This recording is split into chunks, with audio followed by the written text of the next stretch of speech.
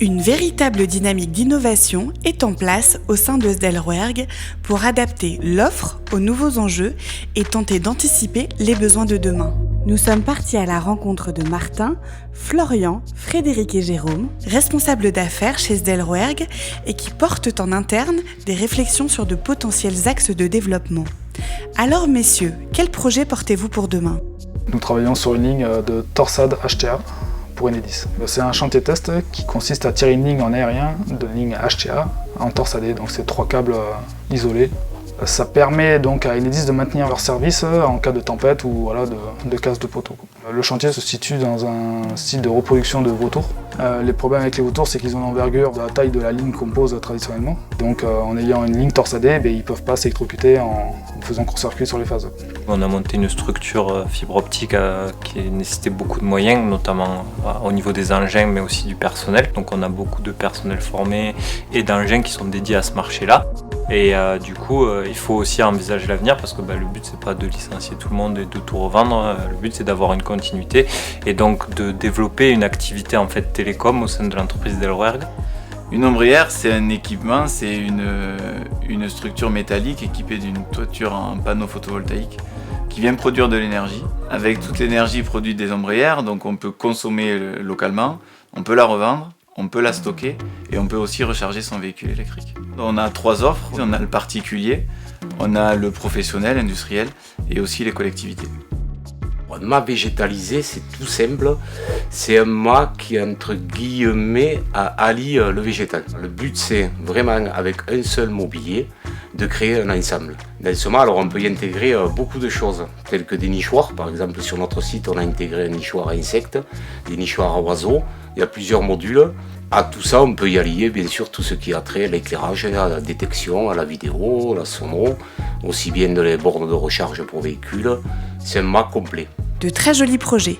Qu'est-ce qui vous a donné envie de les développer ? Déjà pour prévoir l'après fibre au niveau de l'entreprise, mais surtout entrer aussi dans la transition énergétique qui est impulsée par le gouvernement, où on aura de plus en plus besoin d'énergie et d'électricité.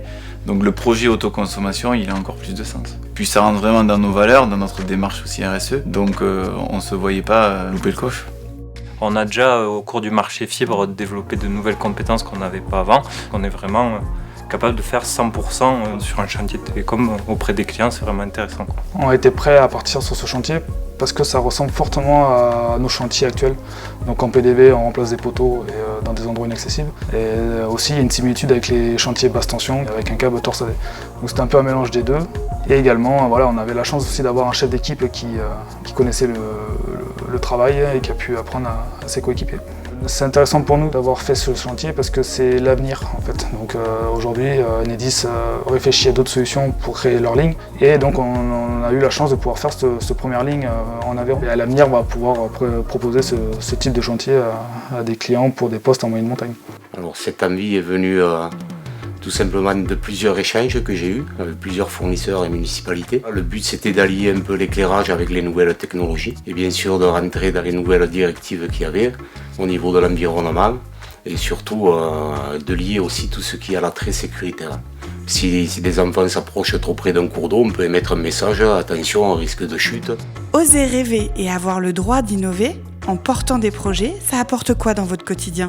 J'apprécie énormément d'avoir la liberté et la confiance aussi de pouvoir lancer de nouveaux sujets, notamment comme le projet des ombrières photovoltaïques. C'est quelque chose qui est en plus très bien vécu dans l'entreprise, où on a la liberté de communiquer, on a l'appui aussi de Guillaume là-dessus, et ça donne encore plus de sens et de confiance à relever ce nouveau challenge.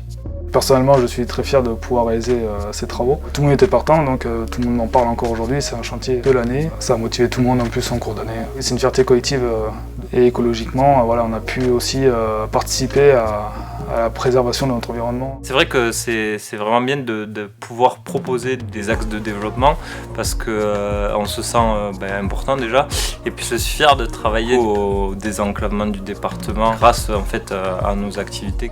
La première des choses que ça apporte, ça montre déjà que l'entreprise est innovante. Puis je me dis que je suis dans une entreprise qui veut évoluer, qui est à l'écoute de ses encadrants. On a une direction qui met les moyens et je pense qu'on peut que réussir.